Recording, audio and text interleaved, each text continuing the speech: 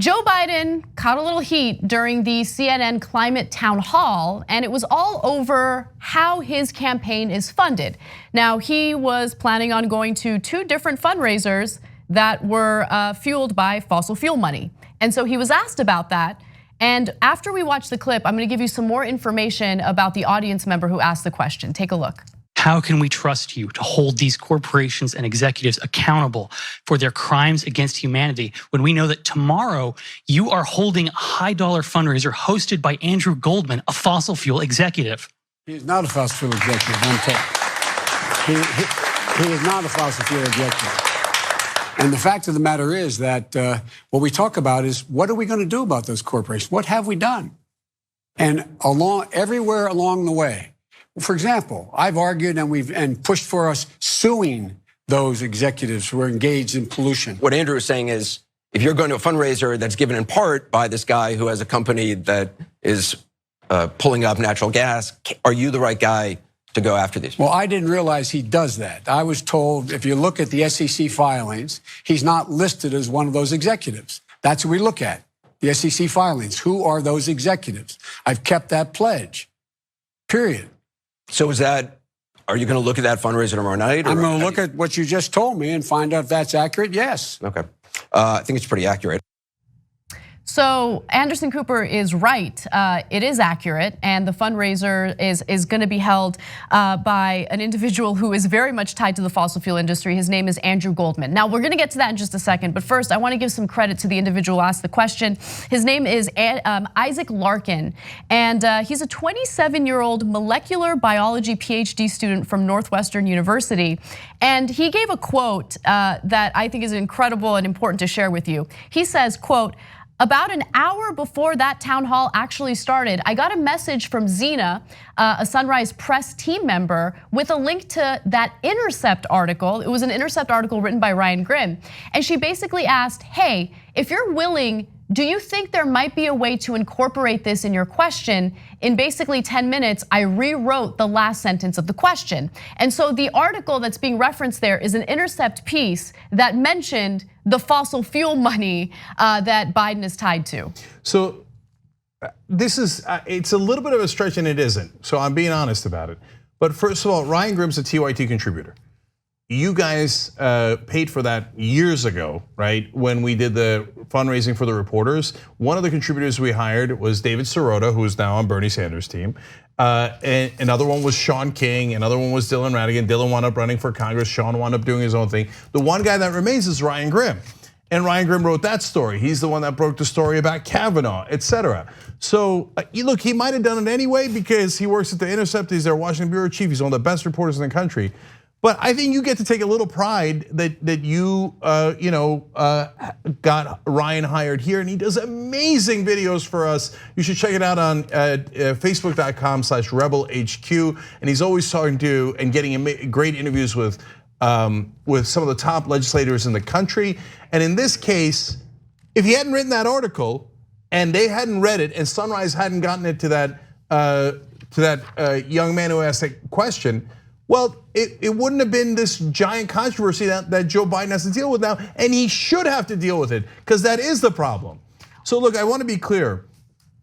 What Biden's leaning on is a technicality, and Anderson Cooper came back at the end and said, yes, technically Andrew Goldman is not an executive at a fossil fuel company now, but he's the co-founder of the company, of Western LNG. It's a liquefied natural gas production company. He's also a co-founder of D. Cordova Goldman Capital Management, and they have invested in natural resources and energy as well. In other words, fossil fuels. So Biden going, well, hey, technically he's not an executive right now, according to the SEC filings. He founded the company. That's a fossil fuel company. Yeah. Of course that counts. By the way, I apologize, I made a mistake and I want to clarify. The Intercept article was written by a different writer, Akilah Lacey is her name. Ryan Grimm tweeted it.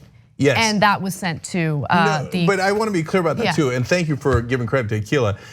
Ryan is the Washington bureau chief, so they all report into Ryan. So he's the one that assigns the stories, etc. And so he's the manager of that entire team. Yeah. So they both get tremendous credit. Wonderful job by the Intercept there. So it is incredible because look, Biden has had a long-term relationship with Andrew Goldman. He knows who Andrew Goldman is. He knows what his bio is. He knows the way that this guy makes his money. I mean, look, it's not 2008. People hold politicians accountable in a completely different way these days. People fact check, people read, people want to know how these politicians are funded. Corruption really wasn't front and center of the political discussion back in 2008. So if Biden thinks he can stand there and literally lie to American voters about how he's funded and who he has ties to, he's sadly mistaken. People are gonna find out. And look, this is a little outside of, this particular topic, but he really looks like he's struggling, and his health he doesn't seem well. His eyes were incredibly bloodshot throughout this town hall. It looks like he's stressed out. I don't know what he's doing. Yeah, look, I'm not worried about his eyes. I have no idea why. He said maybe he had a little too much to smoke last night. You know what I'm saying? No, that's not what happens to your. I'm kidding. I don't know what's going on, but I'm not worried about his eye. I am worried that he keeps making not just the standard Biden gaffes, but weird, inexplicable statements. So that I'm slightly concerned about. Yeah. But I'm much more concerned about the corruption. So I want to go back to something Elizabeth Warren said that we talked about earlier in the show. She said the first thing we've got to do is we've got to attack this corruption. So she keeps naming it. And before, nobody used the word corruption. We've got to talk about this corruption head on in Washington and say enough of having the oil industry, the fossil fuel industry write all of our laws in this area. No more, no more. Whereas Biden goes, well, technically he's not an executive now, but he has all this money that he wants to give me and all his buddies want to give me because he founded a fossil fuel company. No, Joe, that counts, and that's the whole point. And Biden, in one of those moments, Biden-esque moments, admitted, look, if you give me $250,000 after the campaign, if I'm president, I'm going to take your call and I'm going to listen to what you have to say. And that's the corruption that we're sick of. It doesn't mean you're personally corrupt like Donald Trump, but it is systemic corruption, and it is what is ruining our country. I want to end on one final tweet in regard to this story, and it's what Simone Sanders had to say about the interaction between Biden and Anderson Cooper. So she tweeted, what Anderson Cooper just said about Vice President Biden's fundraiser is factually incorrect. Andrew Goldman isn't a fossil fuel executive. He's not involved in the day-to-day operation. He's not on the board of the company, nor the board of the portfolio company. She didn't provide any evidence for that claim, but for anyone who wants to figure out what the truth is, all you have to do is look up the bio for Andrew Goldman. And if you go to the next graphic, that's what the bio looks like. And I'm gonna read you just a short portion of it where it talks about his day-to-day investing activities. It says he was a founding partner in De Cordova Goldman Holdings, an opportunistic investor with investments in natural resources and energy, media, and telecommunications and financial services. So that's a different company that he founded, and that is also investing into fossil fuel companies.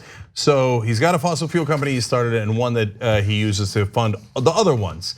So look, the bottom line is Biden got caught, the internet catches you, and look, you guys are a part of that. So how did that question would have never been aired, and we never would have talked about corruption if it wasn't for the fact that an audience member that read an Intercept article that was sent to them by Sunrise got that question on national television.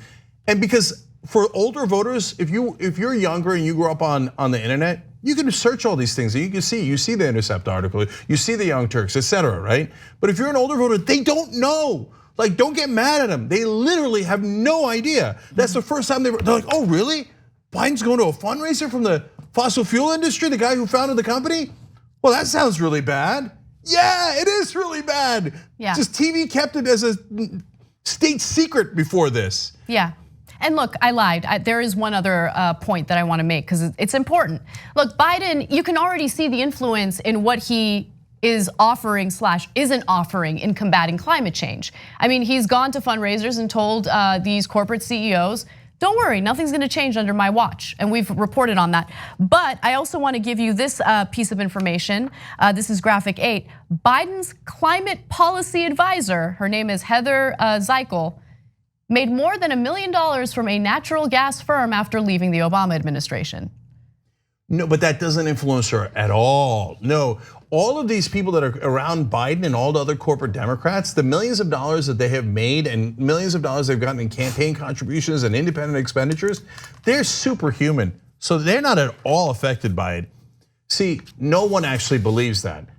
And if you wonder, well, then why does Biden have a lead? Why does anybody even think about voting for Biden? Why don't they just vote for a non-corrupted candidate? Because they don't know, because TV never tells them. So go spread videos like this, go spread Intercept articles so that your parents, grandparents, and your neighbors, family can all find out the reality. These corporate Democrats take money from these corporations and do their bidding. If Joe Biden wins, ain't nothing gonna change. On the go? Don't worry, we got you covered. You can still listen to TYT at our new podcast network. Find us on Apple Podcasts, the Google Play Store, or at tyt.com/podcast.